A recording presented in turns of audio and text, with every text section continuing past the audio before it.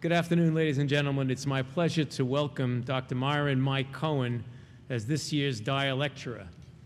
This lecture series was established in 1950 to honor former NIH Director Dr. Rolla E. Dyer, and each year honors an internationally renowned researcher who has contributed substantially to medical as well as biological knowledge of infectious diseases. And in that regard, I can think of no better person than Mike to present such a lecture, given his many important contributions over 3 decades in the global fight against HIV/AIDS. Mike is the J. Herbert Bate Distinguished Professor of Medicine, Microbiology, Immunology, and Public Health at the University of North Carolina at Chapel Hill. He received his Bachelor of Science from the University of Illinois, his MD from Rush. He did his internship and residency in internal medicine at the University of Michigan and an infectious diseases fellowship at Yale. He's a fellow of the American College of Physicians and the Infectious Diseases Society of America, and a member of the prestigious American Society of Clinical Investigation and the Association of American Physicians. Mike serves as the director of the University of North Carolina Division of Infectious Diseases and the UNC Institute for Global Health and Infectious Disease, as well as Associate Vice Chancellor for Global Health. He also serves as the co-PI of the NIH HIV Prevention Trials Network, or HPTN. He has been involved in the fight against HIV/AIDS since the early days of the pandemic, having seen his first AIDS patients in 1981. And over the years, he's been a leader on the transmission and prevention of HIV research, notably on the role played by STDs, sexually transmitted diseases, as co-infections and the use of antiretroviral agents for prevention. His more than 500 publications reflect eloquent experimentation, bold thinking, and cogent analysis. And much of his research has been conducted in resource-constrained countries, such as in Africa and in the People's Republic of China. As some of you may know, Mike was the principal architect and PI of an absolutely pivotal study known as HPTN 052, which you'll hear about. This study was published in the New England Journal of Medicine in 2011 and demonstrated that providing antiretroviral therapy to an infected partner in an HIV-discordant heterosexual couple early in the course of disease reduced the risk of HIV transmission to uninfected partners by an astounding 96%. Science magazine named this work as their breakthrough of the year for 2011, an extraordinary situation where Science magazine actually takes a clinical study and makes it the scientific breakthrough of the year. The results are informing efforts to scale up the provision of antiretroviral therapy globally for both treatment and prevention. He's going to tell you more about the study in his talk entitled Working to End the HIV Pandemic, Glimmers of Hope. And finally, Mike has been a very dear friend of mine and a colleague for many, many years, and it is my distinct pleasure to have him here with us today and to have the opportunity to introduce him. Please join me in welcoming Dr. Mike Cohen.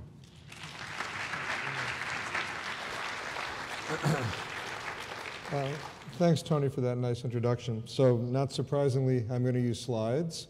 And the way I'm going to do this for this particular lecture is to make it a little more personal, or this discussion, and tell a story. I'm going to talk for about 50 minutes and try and leave a few minutes for questions, which will be answered on that X marks the spot. That's where I'm supposed to stand to answer questions. So this story, I think, has a beginning and a middle, and we don't really know the ending, but Tony has kind of alluded in many of his talks and a lot of the publications that have come out lately of beginning to see the end of this great pandemic, or at least glimmers of hope for the end of the great pandemic. Let me start out, though, by noting that as I get this opportunity to give this talk, that this really represents collaboration between literally hundreds of people, collaborators, students, postdocs, other faculty at UNC, and many other places. And none of what I say would be possible without, for me personally, 30 years of support from the NIH, from multiple different institutes, but especially NIAID. And as I go along, I'll try and emphasize the support that I personally have had that's made all this possible. So let me start out on a personal note that this is what you look like when you're very young and working on the same problem forever. This is me living in China with a full head of hair that I deserved. This is my wife, Gail Henderson, who's a collaborator over these many years. And I was living in Hubei, China in 1980, and I came to UNC from Hubei, China. And it was later that year in 1981 where I saw my first patient with HIV, as Tony noted, because we had a very large number of hemophiliacs in Chapel Hill because a lot of the clotting factors were described there. And obviously those hemophiliacs were exposed to lots of HIV in the blood supply at that unfortunate moment in time. Also, just to, by way of, I have permission for this is my infant daughter, who, this is what I look like, this is what my infant daughter looks like, who's also living in this is the Caucasian girl in a Chinese daycare center, and this is a stovepipe taking coal out. So this is a 30-year journey. And the beginning of the journey really was with the description of the pathogen and then the need to recognize how this particular pathogen is transmitted. So obviously HIV is a virus. Infectiousness, we know, depends on the concentration of virus and the secretion we're concerned about, and in phenotypic factors, which have been increasingly well described over the years by many, many investigators. Susceptibility is not the same for everyone. There's hereditary resistance, which can be ascribed to a deletion in the CCR5 receptor, critical for acquisition of HIV. There are clearly differences in individual hosts that constitute innate resistance. And then maybe a very, very small number of people have acquired resistance. But if acquired resistance were common, it would have been much easier to make a vaccine. So we focused mostly on innate and hereditary resistance. A remarkable finding supported by the NIH and the CHAVI group reported a few years ago was understanding the sexual transmission of HIV in much greater detail. And this required a lot of different technologies. But to make a long story short, in infected genital secretions, there are swarms of virus, thousands of different copies of the virus, and no two copies are for the most part the same. When the transmission event occurs, the swarm has to confront many, many barriers to transmission. But when the transmission event occurs, it turns out that more than 80% of the time, only one virus is transmitted, and when more than one virus is transmitted, only 2 or 3 viruses are transmitted. So for understanding prevention, it's important to recognize that the enemy is not the entire swarm crawling across or getting across. It's a very small number of viruses. And the search to understand what the sieve is and what makes those viruses special has been an unrelenting search important to HIV prevention. Now, one of the problems in the field has been understanding efficiency of transmission. Because in the end of the day, as we get into HIV prevention, everything's about trying to do one of two things: prevent people from being exposed, or to create a situation where the transmission event is much less efficient. Now, the efficiency has been stated to be 1 in 1,000 episodes of sexual intercourse. And for this discussion today, we're going to focus mostly on sexual transmission of HIV.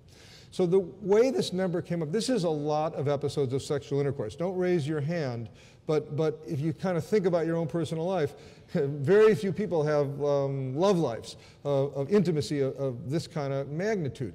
And this number 1 in 1,000 comes from study of discord in couples, where one partner is positive and the other partner is negative. And they're studied for long periods of time, and it's estimated from their behaviors the efficiency of transmission. The problem with this number is it's probably a tremendous underestimate.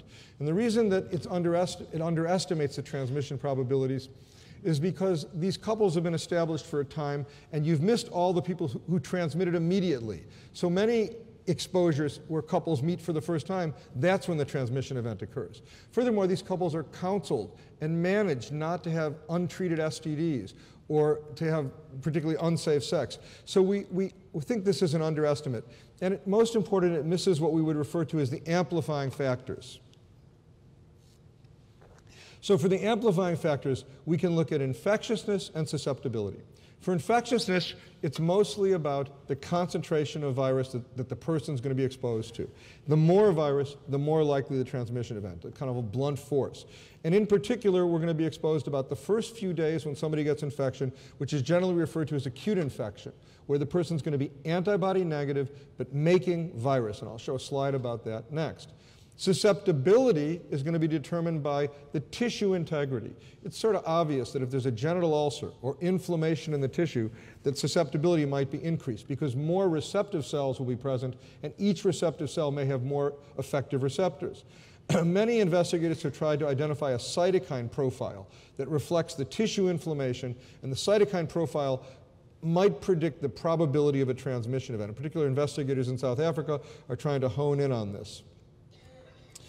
Acute infection is a window to a critical moment of HIV that many investigators have studied, including many excellent investigators at the NIH. An HIV negative person acquires HIV, and during the first days of acquisition, the virus has unrestrained replication. So the highest concentration of virus that will be seen by that host will be in the first few days after acquisition. In addition, it's clear that the virus that was acquired is contagious, it came to that person, and it's ready to go to the next person.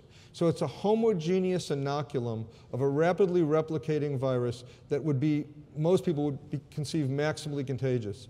Experiments in animals suggest that the virus that's acquired is more contagious than a virus that might be recovered from a swarm during chronic infection. The other point about acute, so for acute infection, it's this time of maximal contagion. And there's two other deadly problems with acute infection. One problem is the compartmentalization. It's during this window where every compartment is infected. So the brain, the lymph nodes, the testes, and as we know from work with cancer, if we're going to cure AIDS, every compartment has to be cured. So this strategy to cure AIDS, which is so important, we'll have to consider what's transpired during acute infection. It's also during acute infection that the virus has the opportunity to integrate in the host cell nucleic acid. It's this integration event that renders AIDS incurable. Because when we treat people, we can suppress the copy number. But when we stop the drugs, the virus pops right back up, and it's these cells infected during acute infection that are so devastating in the attempts to undertake the cure of AIDS. So this brings me, so if we can all agree on how HIV is transmitted, blood and blood products, but they can be rendered safe, mom-to-baby transmission, but tremendous work has reduced that probability to a very low number when everything's put into place. So then we're left with sexual transmission. And 80% of HIV, roughly, is acquired through sexual transmission. So this becomes the focus of the planet's attention in terms of ending the pandemic. I would argue that there are 4 windows of opportunity for prevention. Most of the time, actually, not the money, but the time has been spent on trying to take unexposed people and either make them innately more resistant or keep them unexposed. To make them innately more resistant, you might convince unexposed people that at the moment of exposure to use a condom. That makes sense. You might convince men to be circumcised. It's clear from terrific studies, randomized controlled trials, that circumcision renders an uninfected man much less susceptible to HIV by eliminating the tissue, the foreskin that would normally acquire HIV. Then we try and evoke behavior change. And in the context of behavior change, the main issue is having evidence of which change is most effective, most efficient. And I think there's frustration here because no randomized controlled trial has been able to demonstrate the silver bullet of behavior change that unilaterally will lead to what we want: less exposure, less risk-taking behavior, fewer partners. But I think it's also quite wrong to believe that humans have not changed their behaviors.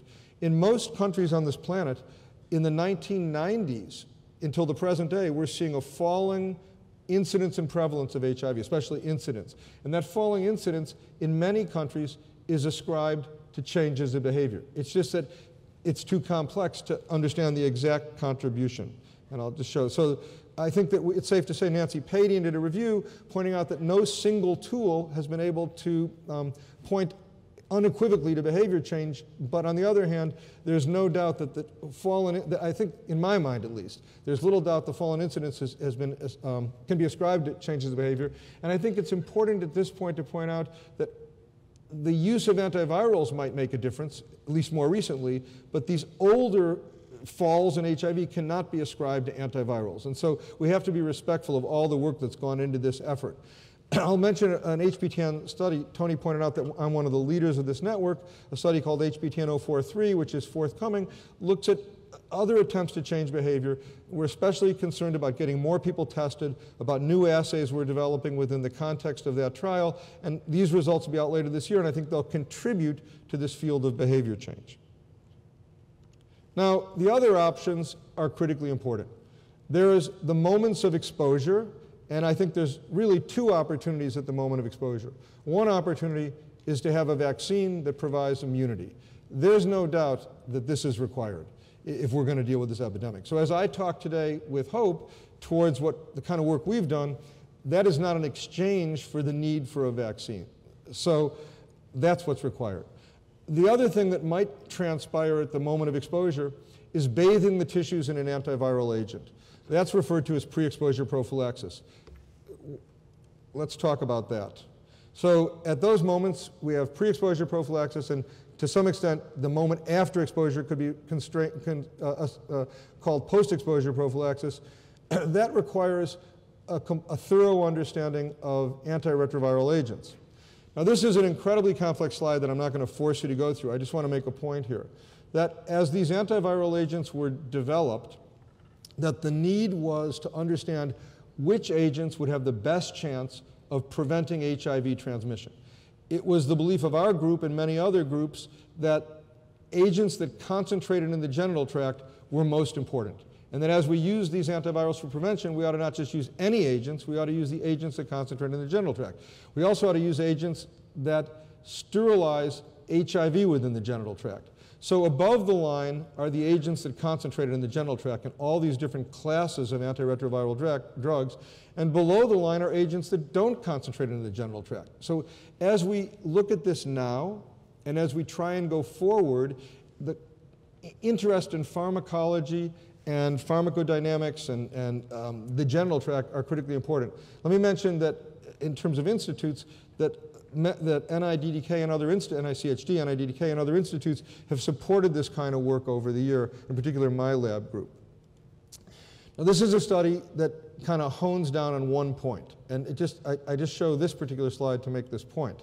That if we look at a single one of these drugs, tenofovir, which generally concentrates in the male and female genital tract, and then we look at the concentration of tenofovir in the rectum, the vagina, and the cervix, we see that the most tenofovir is in the rectum, and less tenofovir is in the vagina and the cervix. This is after a single dose. But if you look at the active product that is derived from tenofovir, the diphosphate, you see that the rectum has a lot of the active product, so the rectum would be essentially bathed in this drug after one dose. You see that the vagina has very little drug after one dose, and you see there's no active drug in the cervix after one dose. So if you're trying to understand the use of this drug for pre-exposure prophylaxis, and if this is essentially an alternative to a vaccine, it makes a big difference to understand that that single dose is unlikely to provide protection. This lends itself to at least a consideration of pre-exposure prophylaxis results. We have success and we have failure. All the trials to date have been done with the combination of tenofovir and FTC generated by Gilead, commercially called Truvada. 3 of these studies, IPREX, TDF2, and Partners in Prevention, they demonstrated success when tenofovir, FTC were taken in combination. But 3 other studies, one with a gel and one with tenofovir and one with the active product Truvada, 3 other studies did not demonstrate success. There are many reasons why there might be success or failure. But the point is that pharmacology helps to drive our interpretation of this kind of stuff. Now, having said that, if we say, I don't know how I got there. Sorry. If we say that these successful studies should attract terrific attention, rightly so, not surprisingly, the FDA approved Truvada for use as pre-exposure prophylaxis. This is a big deal. For those people at the highest risk who are, for whatever reason, going to find themselves exposed, the possibility of taking a pill that would render them not susceptible is of considerable importance. This is focused on men who have sex with men, discordant couples where, for whatever reason, the index case, and we'll come back to that later, the infected person doesn't take their pills, and the highest risk people. So the issue is, this is approved, and now what we have to deal with is, what will be our strategy? Who's going to get these pills? What infrastructure is required? Which healthcare providers are going to provide these pills, and how will they do it effectively, efficiently, and safely? What demand is there? Are there a lot of people out there who believe that condoms and safer behavior is impossible and the pre-exposure prophylaxis is the best idea? Or are there a small number of people? So right now in the United States and worldwide, we're kind of weighing demand, infrastructure, and strategy. The CDC has had 2 interim guidances, the most recent in August of 2012, and they have a very scholarly approach to trying to use pre-exposure prophylaxis properly. Now, what I want to talk about for the rest of my time is about treating the infected person, because that's what we focused on primarily in our lab group. And when we started this, it was pretty straightforward. We had worked for 10 years on the pharmacology of ART in the genital tract with humans and cats. So a lot of cats got into these studies and a lot of humans got into these studies and a lot of secretions were measured. And all of this led us to believe that we had enough biological plausibility such that if we provided drugs to people, we would render high concentration of the drugs we were providing in the genital tract, and it would reduce the concentration of HIV. So the question that we wanted to ask was very straightforward, and really 4 questions. Do antiviral drugs prevent HIV transmission? But it wasn't really that simple. We knew that had to happen at some rate because we were bathing the tissues in antivirals. We wanted to know what was the magnitude of the effect. Was it a 10% effect or a 20% effect or a greater effect? Second, 34 million people have HIV infection. And now with these drugs available, most people can live normal lives. What do we tell people about their infections and about what happens after they take these pills? Third, if the pills can reduce HIV transmission, is there a possibility that they can have a population level effect? Are they an alternative to a vaccine, or at least a complementary strategy for a vaccine? What's the strength of this? And if there is some possibility of that, what are the barriers to the application under those circumstances? So we decided to do a randomized controlled trial. The randomized controlled trial is called HB10052. Discordant couples where one person is positive and the other person is negative were going to be recruited such that the infected person would be randomized to one of 2 groups. One group with high CD4 count, higher than was generally used to treat HIV, would be randomized to immediate antiviral therapy. Another group would be randomized to delayed antiviral therapy, where they would start the therapy before the CD4 count fell below 200, a critical value in most estimations, but less than 250.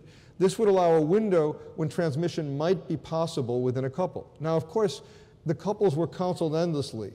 Use condoms every time, use condoms every time, use condoms every time. Don't have sex, don't have sex, don't have sex. Don't have sex with somebody else. The counseling messages you could imagine were strong and vigorous, and they were done with couples at every visit. So it was like a behavioral vaccine. There were 2, well, sort of. There were 2, it doesn't always work so well since, as you'll see in a second, the counseling. But at any rate, there were 2 endpoints to this study. The primary endpoint was, could we see fewer cases of HIV transmitted within these couples? And another primary endpoint was essentially a second clinical trial to determine whether the people who received earlier antiviral therapy benefited from receiving earlier antiviral therapy. That had not been done, or has not been done until this point in time. So we're doing 2 concomitant clinical trials. Now, let me emphasize this was not the fast track. So this study started being designed in 2000, and our first results were 2011, and there were no abstracts and no papers and no reports and no discussion of this in any meeting for 11 years. So this is not the way to start your career if you're a postdoc. Okay? I can promise you. And let me just say, for the NIAID program officers, for Dr. Fauci and for Carl Diefenbach and Ed Tremont, obviously this would have been impossible if they had not been supported for 11. I suspect, although they didn't tell me, internally I suspect you had some discussions about the fact that we might not have been maximally productive. I suspect that was a discussion, but don't tell me now. It's Carl. Let me also say with great affection that there were many times when this study could have come apart at the wheels, especially in the last 5 years of 11 years. And David Burns and Cheryl Zworski, the program officers really directly responsible for helping us guide this, were just indefatigable and supportive and just wonderful colleagues for this. And I can't thank them enough as I get this chance to give this talk. So this study then was going to go forward over these 11 years, and let me point out that obviously I get the chance to talk about it, but I didn't really do it. There was the support from the NIH and several different groups within the NIH. There were 6 pharmaceutical companies that volunteered roughly $30 million worth of drugs by US cost standards, and there were the investigators who did the work in 9 countries at 13 sites. that enrolled the patients and managed the patients in a very intensive study. And then lastly, 4,000 people came every month to participate in this study for many, many years. So this was a high degree of difficulty, obviously, for the people who did the study on the ground, much more from the person who gets to talk about it. I would also point out, I just want to step aside for a second and say the infrastructure that the NIH built, all the institutes, especially NIID, and the tremendous support from the Fogarty Center was critical to let this happen. So I just want to say a word about Lilongwe, Malawi, our site that enrolled 250 couples. In Lilongwe, Malawi, we've been working for 22 years. It's a very poor place. People live on less than $1 a day. The life expectancy is very short in the absence of antiretroviral drugs, and there's very few healthcare providers. And we've worked pretty hard to improve the situation. People live on very poor conditions. We had the chance, again, with the help of NIH, to form a place called the Tidziwi Center. And what's critical about this site and all the 13 sites with the support from the NIH are these kind of laboratory buildings. So here's our lab in about a 15,000 square foot building with 4 pods that have labs like this, which are just out of all, I show you the huts, and then I show you the laboratory. But it would be impossible for us to do this research without this infrastructure that lets us obtain the samples necessary to have reasonable, valid results. And this is really a function of NIH support over all these many years. So, having said all this, we get to do the study. So to do the study, the 13 sites screen 11,000 people, and they ultimately enroll 1,763 couples into an immediate arm and a delayed arm. These couples are recruited around the world, with 278 in the Americas and 531 in Asia and almost 1,000 in Africa. So we're oversampling Africa purposely so we can do sub-analysis on Africa, because we anticipate that because of clade C HIV in Africa, it's more efficient in its transmission. Because for a variety of reasons, the efficiency in Africa appears to be more efficient. And because Africa is the epicenter of the epidemic, and a strategy we developed that can't be applied to Africa doesn't seem like the best use of resources. So we're oversampling Africa. So because the study had gone on so long, we had a very intimate and friendly relationship with the Data Safety Monitoring Board. So for those 11 years when we never saw any results, they're seeing results all the time. And on the 10th meeting of the Data Safety Monitoring Board, the board made a recommendation. Usually what they would say is, we'd go in a room very tensely, and they would have met for 3 hours, and then they'd say thank you, and they'd make some recommendation and ask us to leave, just like that. This particular day, we went in the room, and I sat down, and they said, don't sit down, which I found to be a bad thing. And they said, don't sit down, and they said, we have a recommendation. And I said, tell me, fine. And they said, well, we can't tell you the recommendation. That was unsettling. And so, so we left, and then shortly after, and the scene was more dramatic than I'm describing, because people, including the NIH people, I think, were shocked.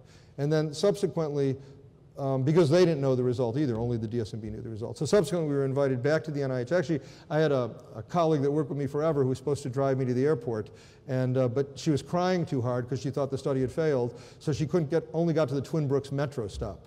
I never made it even close to the airport. And by the time we got to that metro stop, David Burns called me back and said, can you come to the NIH? And then we learned the results of the study. The DSMB did not recommend the study be stopped or modified. They recommended the results be made public. And that was an interesting recommendation. So the question is, why were they asking us to make the results public? Well, that's shown on this slide. The DSMB had observed 39 transmission events. Now remember, we had developed tools to improve seeing viral linkage from the index case to the partner. We saw that 11 of those transmission events were unlinked. So no matter how much we told people, don't have sex, don't have sex, don't have sex, and especially don't have sex with somebody that's not your partner, we obviously were not particularly effective. We weren't completely effective or successful. In addition, there were 141 pregnancies. So somehow people could get pregnant even if they were using condoms 100% of the time. But that was not really the focus of the recommendation. There were 28 link transmissions over about 1.7 years. And in those link transmissions, 27 were in the delayed arm, and only 1 was in the immediate arm. So this was a huge prevention of HIV over a modest window of time ascribed to the treatment we were providing to people, superimposed on condoms, superimposed on counseling. And so this, we were looking for a number, the magnitude. But what we didn't anticipate was that the number would be 96%. So that's a big number. I would argue, honestly, that if the number had been 10%, I would not be giving this lecture today. Tony would probably agree with that. So the number was 96%, and that attracted a lot of attention, maybe best characterized by Michel Sidibe, who felt that this degree of prevention really could galvanize a commitment to broader treatment of antiretroviral therapy. Now, I will say that in deference to Tony, subsequently making the results public became a big issue. How do we do that? And we decided we'd have a press conference 11 days later. And I didn't know this was such big news. Tony knew it was really big news. And so I kind of said to the university, there might be some publicity, and came up here. And then subsequently, there was a press conference, there was like 20,000 news stories. And I was going to the airport home, and I saw Tony on national news. And I realized I had underestimated the meaning of 96%. Now, one of the issues for this particular finding has to do with human adherence to drugs. These blue bars are the percent of people who are suppressed at every visit. The red bars are the people and these are the immediate arm blue bars. The red bars are people who are not on therapy, but as their CD4 count falls, they go on therapy and they become suppressed. And what I want to show you is that the reason the study worked is because human behavior was controlled. Because at every visit, we could see if people were taking their pills. We could measure their viral load. And if they weren't taking their pills, we could say, please take your pills. Or do you need a different pill? Or what can we do to help you take the pills? So success in this arena requires adherence to the pills. That's unequivocal. But we also saw another thing. It was easy to get people to take their pills. And the reason it was easy is what we call altruistic adherence. We're fairly certain that when a couple who wants to be in a study like this is participating, they're anxious to take their pills because they recognize that it's to their advantage and to their partner's advantage. We hope to harness this altruistic adherence as time goes on. Now, I have been greatly disturbed, unremittingly disturbed by the one transmission event. So here's the one lonely transmission event. The one transmission event is from an index person who on the day of the study started, had 87,000 copies of HIV in their blood, and their partner has no copies of HIV. They're unequivocally negative by what's called the single copy assay. They are for sure HIV negative. We gave the index case AZT3TC and efavirenz. That's a standard combination. And 28 days later, on the dot, they came back and their viral load was suppressed, as anticipated. They were taking their pills. But 85 days later, their partner came back and their partner had fully seroconverted HIV, and this virus was the same virus as in this person's blood. So this was a linked transmission. But we can take the virus from the index case and the partner and look at how old the virus is, how long ago had it been transmitted, by counting mutations. One virus was transmitted, and that one virus was transmitted about 85 days earlier. So what happened was that this person had unprotected intercourse before the antivirals had a chance to suppress HIV. So if this is going to be a strategy that's going to work, people have to be fully suppressed. And that's just further demonstrated by this case, which is now in press. Okay, so we also did a clinical trial. So we demonstrated to our satisfaction that antivirals taken reliably suppress transmission, prevent transmission. But what about the health of the individual? So this year we'll now present the full clinical trial, which has not been published. And this is the result of the full clinical trial. It demonstrates that the person who takes their drug at an immediate ART, they do better with big events, AIDS events, serious infections, WHO stage 4 events, tuberculosis. They do better if they take their drugs immediately. And when we look at bothersome but still important events like this, herpes zoster. There were 53 cases of zoster in the delayed arm and 17 in the immediate arm. If we look at Candida, there were 47 in the immediate arm and 22 in the delayed arm. If we look at skin diseases, which are common in HIV, there are 18 in the immediate arm and 7 in the delayed arm. So there's a very substantial and significant benefit when you look at all the events together in immediate therapy, convincing us that earlier ART, in the range we gave it, is better for public health and personal health than delayed ART. So, what happened with this study? Well, the study is not over yet. It's ongoing. All HIV-infected subjects right away, immediately were offered antiviral therapy. That's the ethical thing to do because the volunteers had demonstrated the benefit for their personal health and their partner's health. However, the study was always powered that when we put everybody on therapy, we could continue the study. It was always a durability study as well. So 93% of the index cases are now on ART. The ones who've not started ART have chosen to delay. And every visit we ask them to start ART. 96% of the index cases are still in the study. So only 4% have left the study after now almost 4 years, 3.5 years. 85% of the index cases have the same partner. So only 15% of the partners have disappeared, but the index case can replace a partner. If they get a new partner, they automatically become part of the study. So we're continuing the study so as to evaluate the durability of prevention benefit and the consequences of delayed ART. What does that mean? We're concerned that the delayed ART in the delayed arm, that it could have compromised the health of these people. And so we follow the health to make sure there was no insult to health by delaying even briefly ART. So this study will be over, I think, in 2015 or 16. I forget the exact time. But it'll be over, it'll end, for those at the NIH who are supporting it, it'll end eventually. Okay, it won't go on forever. I can promise you that. Now, one of the rare privileges of this whole thing is, I guess as an investigator, you could say, people go on, when you go on these kind of journeys to do science or clinical translational research, the passion is in the question and in the study. The result is unknown. It can't be known. But certainly, every time you do this kind of work, you're saying to yourself, does this have biomedical implications? Or does this have public health implications? If I finish the study, is anything going to change? So for me personally, that was always an issue. Is this important? And to me, the answer came in this kind of amazing, amazing realization, that as soon as the study was completed, PEPFAR and WHO changed their guidelines to accommodate the results. So what they did was, and these are documents online, they said discordant couples are indeed special, and in discordant couples, you should consider where possible to treat the index case. People should be treated certainly before CD4 count falls below 350, because there's a public health benefit, the transmission prevention benefit, and the US guidelines, which, because we're a richer place, have changed completely, so US guidelines now call for immediate ART, for public health and personal benefit, and that's a big thing. But there are unknowns that come up in these changes. Does this strategy work for men who have sex with men, who are in relationships? Because we had only 3% men who have sex with men in the study.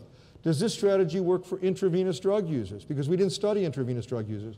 And the biology of transmission is a little bit different for each of these routes of transmission. And so we have generally agreed to extrapolate the results to all heterosexual transmission events, not just discordant couples, but we are cautious about men who have sex with men and IDUs, and I'll say another word about men who have sex with men in a minute. So all of this then led to what I would see as important but maybe hyperbole. So this leads to the Economist cover, and I'd heard about this. Somebody said, did you realize the Economist has a story about the end of AIDS that focuses on this study? Well, that seemed to me to be unbelievable hyperbolic. And then I went to the airport and I saw this cover and I almost fainted. Because obviously, again, you don't know what's quite going to happen. But I think this is important but hyperbolic. Because in order for the treatment as prevention strategy to contribute, we have to consider other population level issues. And we think of this as aspiration meeting reality. We have to think about acute infection. We have to think about what's generally called the cascade. And we have to look at ecological and observational studies, both those that suggest this stuff can work and those that suggest it's never going to work. And all of that has to be put into the hopper of how we think this through for combination prevention and the use of ART. So the first issue is about men who have sex with men. A lot of work has been done with molecular phylogeny, and what you can do there is look at a viral sequence and try and understand relationship between people with its molecular epidemiology. And when it comes to MSM, and usually this is done with a single gene called the Pol gene, and you're looking at the distance between one man and another man. And what happens with the Pol gene is different investigators in different places have been able to see that in men who have sex with men in England and in Toronto and Switzerland, what you see is clustering of these men. And you see people with chronic infection underrepresented relative to people with early and acute infection. And it suggests that HIV is being transmitted in waves and clusters. To the extent that we would have difficulty in finding men who have sex with men who don't have chronic infection in our strategy, that would compromise the ability of antiviral therapy to do all it can do. It's in one population, but it's in an important population. And so we worry a lot about the role of acute infection. We're back to that critical window of time.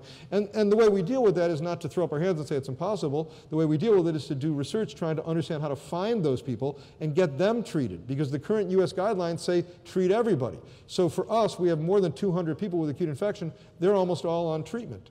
So that's an issue. The second issue is referred to as the cascade.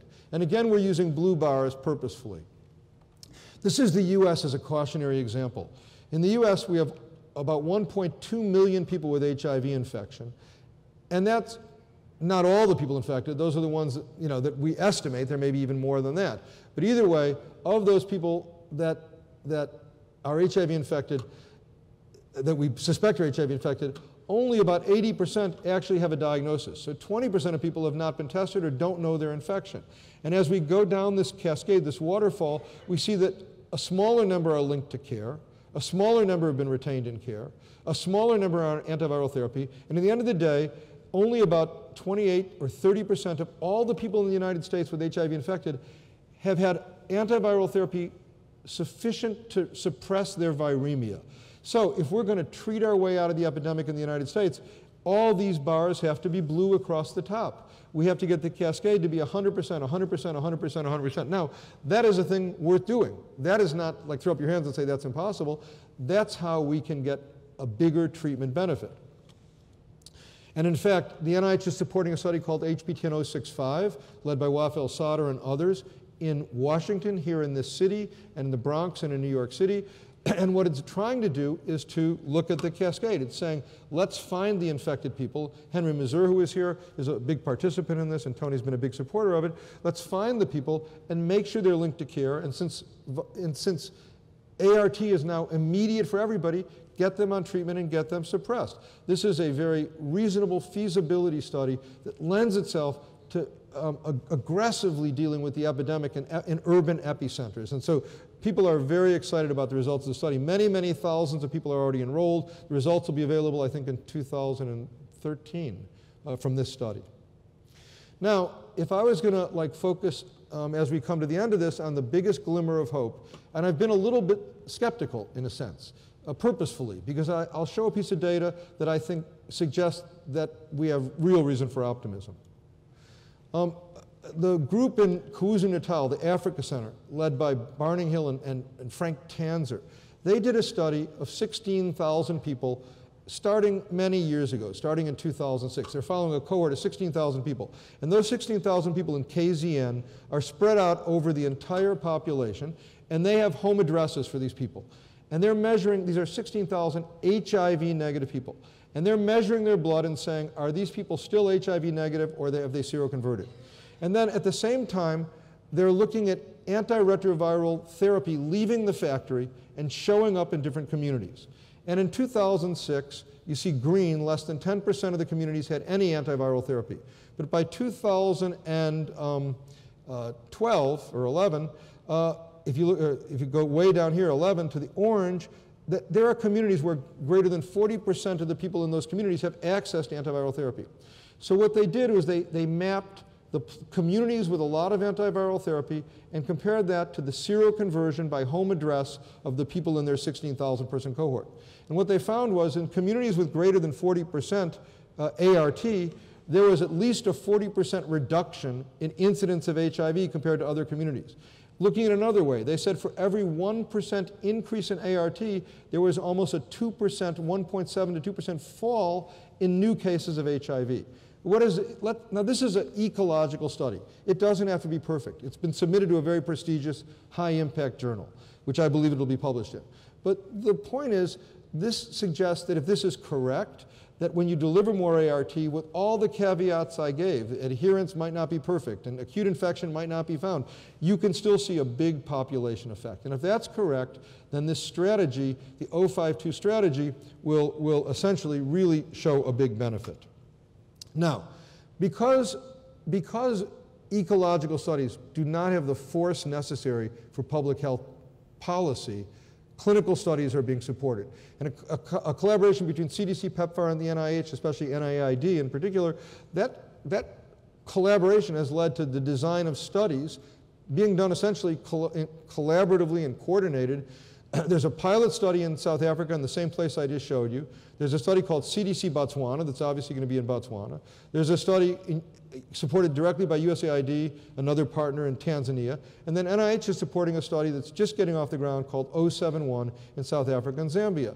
And so this is the kind of big-scale trial that will prove or disprove the glimmer of hope from Tanzania. What this trial does is go to communities, a lot of communities, where HIV is prevalent and incidence is likely. And the background is people get counseling and condoms and syndromic treatment of their STDs, which amplify transmission. And they get, but then they also can have house-to-house testing. Pregnant women can get special care. Circumcision can be offered. These are different combination interventions that are evidence-based and positive. But then there's a randomization. In one group of communities, the standard of care is provided. In another group of communities, the standard of care is provided, but better. The standard of care, don't let people fall below 350. Do what you're supposed to do more aggressively. And then the communities that we're most interested in are the 052 communities, essentially. They get everything else, and they get immediate ART. And it'll be possible to look at these three communities and determine whether this strategy has reduced incidence of HIV.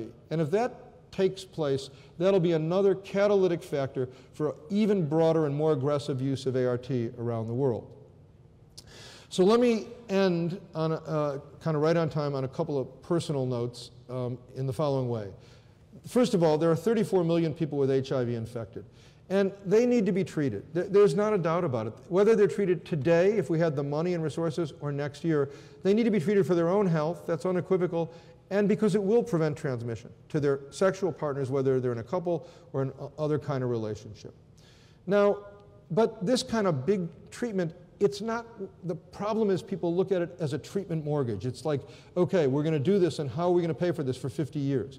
I think that's wrong. In 1985, we had no treatment. In 2005, we only, in 1995, we only had AZT. In 2005, we got triple drug therapy. Who knows exactly, and I don't want to be too wishful or magical about this, it doesn't seem wishful or magical to believe that HIV treatment will change by 2015 or 2025. It won't be the same. The second point is, in my mind, this mass treatment that we're aiming for all the reasons I've tried to explain convincingly, is to simpler therapy. I believe that's inevitable. And then to the research that's being done here towards a cure and towards a vaccine. I don't think that's wishful thinking. I don't think it's magical thinking. I think it's aspirational thinking, which is exactly, I think, the most appropriate thing we could be doing at a time when all these new tools are becoming available. So I look at this as a beautiful bridge from where we were all those many years ago to where we're trying to go. And I just can't imagine, I view this as a compelling and exciting time to be doing this work after these 30 years, because a lot of discoveries have been made and a lot are in the hopper that I think are inevitable. Now, I think there's a cautionary lesson as well from history. There's a book by Alan Brandt called No Magic Bullet that talks about in the 1940s how we were going to treat our way out of the syphilis epidemic. I think everyone in this room is probably familiar with the fact that we suffer a tuberculosis pandemic, but in the 50s, the journal Tubercle talked about the end of tuberculosis. They were having the same conversations about test and treat in other fields that we're having today. So what we need to do is look at history and say, okay, the success came from vaccines. Polio, rubella, smallpox, we need a vaccine. But in the interim, we ought to be able to do better than we've done with some other fields because we have the prepared mind. We know that we need to redouble our investment in basic translational and social science. And now is really the time to redouble these investments. While we roll out strategies that are evidence-based that can help, it's not the time to kind of rest on your laurels. It's the time to really invest. So I think, to me, one of the most remarkable things I've seen, which I think I don't take for granted, the Secretary of State came to this room. It was in this room, right? It was in this very room at this very podium. I can feel the vibrations. So I find it quite remarkable that the Secretary of State came here. I don't believe, Tony will have to correct me, has the Secretary of State ever come to the NIH to give a lecture, to your knowledge? Okay, one time. And then in another remarkable moment, instead of us complaining to her in a hand-raising thing that we're not getting enough resources, she challenged us to create an AIDS-free generation. Okay, she said, look, the United States has invested this huge amount of money in evidence-based strategies. You have all these tools. It's your job to create an AIDS-free generation. So I found it kind of an inversion of all the realities that you think about in politics, and in all candor, quite inspiring. And I think what she said I would embrace completely. the investments of the institutes, and especially NIID, have led to a lot of discoveries of counseling that works, if imperfect, of circumcision that clearly works, of topical prep that clearly works, of PMT-CT, again, the institutes working together, of a remarkable advance, truly remarkable, of vaccine development that's moving very fast right now, of focus on acute infection that's in its infancy but undoubtedly will contribute to what we're trying to accomplish, of oral prep that's been approved, and of treatment as prevention that has proven itself to be 96% effective. So it's 2012. I would say it's time to combine these strategies together, anticipating that we will do better in the next 10 years than we have done in the past 30 years. I've already made my pitch that it's not because I believe this isn't a substitution for the science that we need to do to move forward. This is a bridge to where we're trying to go. Thank you for listening. Thank you.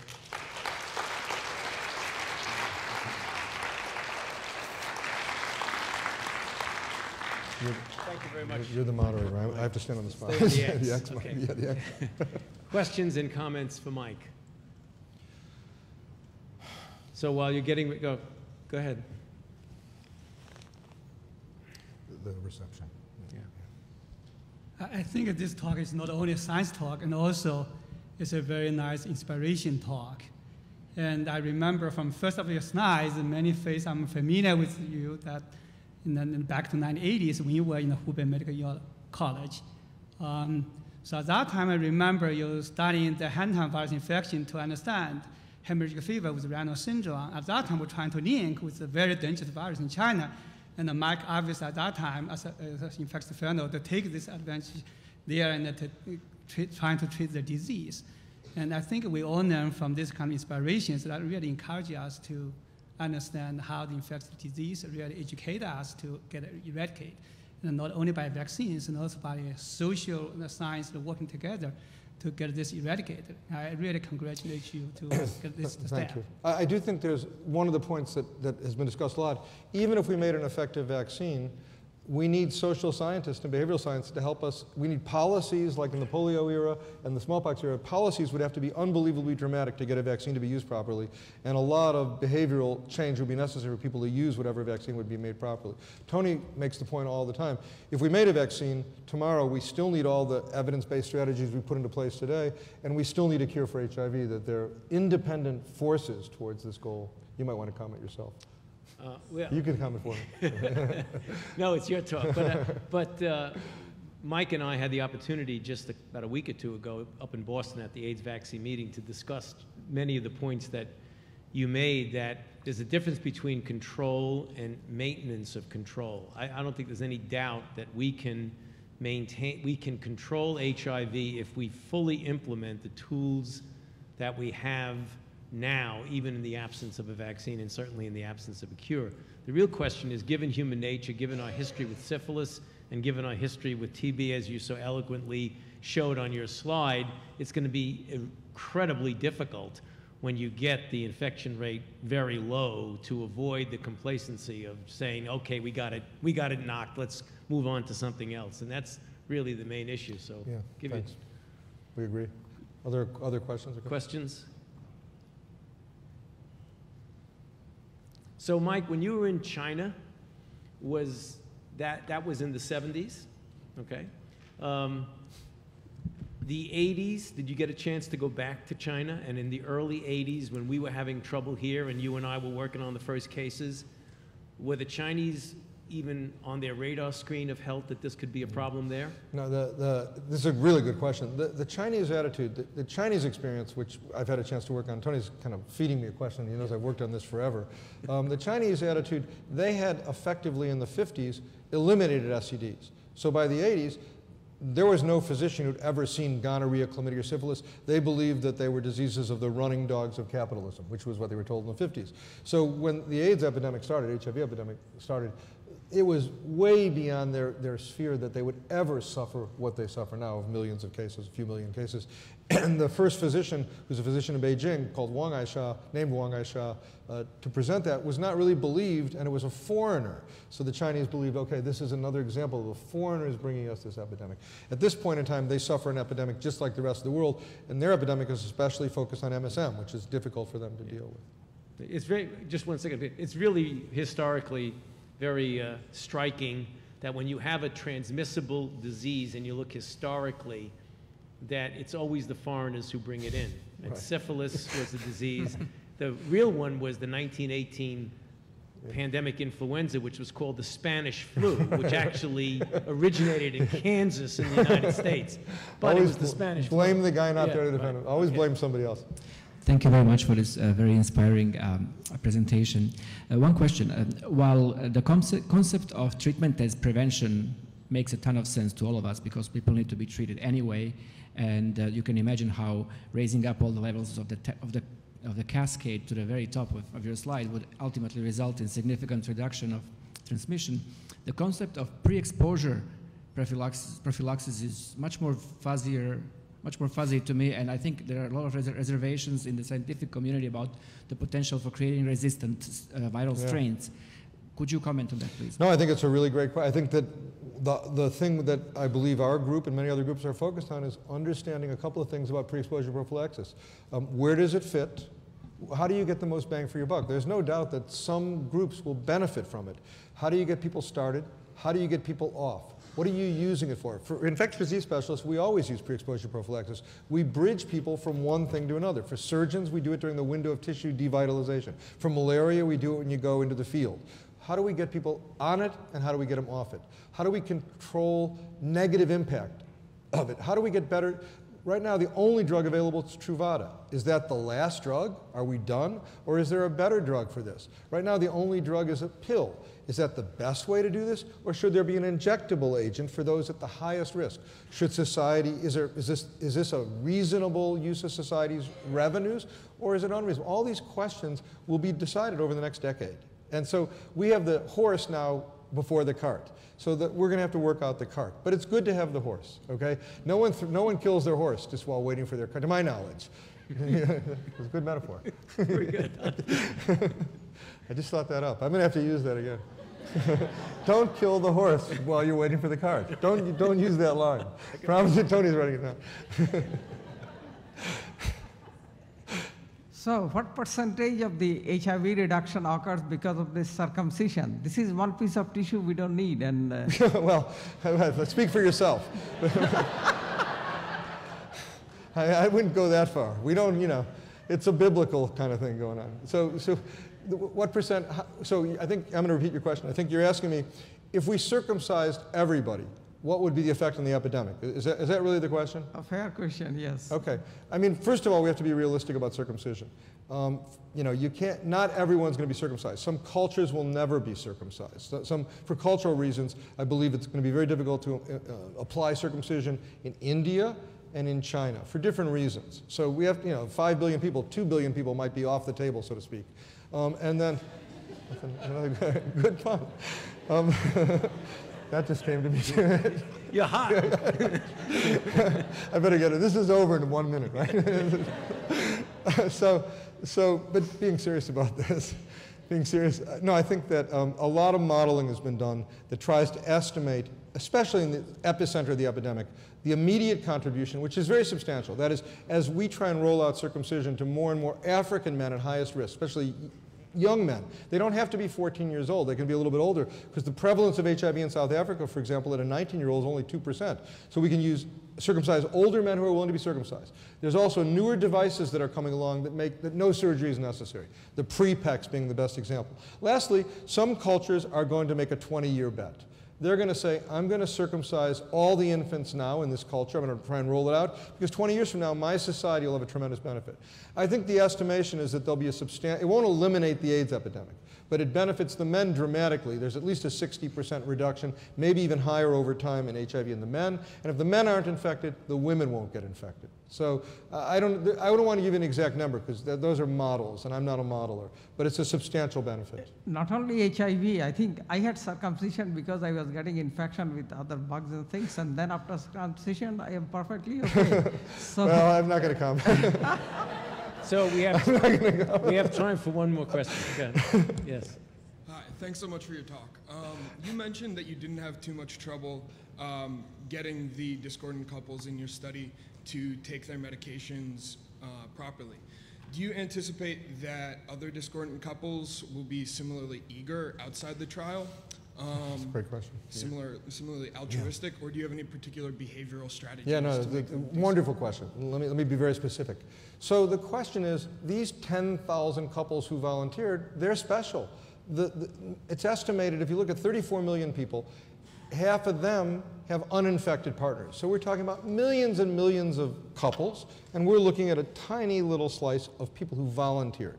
So in those couples, we're doing an altruism scale. So a guy named Klitzman, Dr. Klitzman in Columbia, has a scale. We're applying that scale to our couples now to understand, is there something special, just like you asked, looking for a factor that allowed them to be better served by adherence.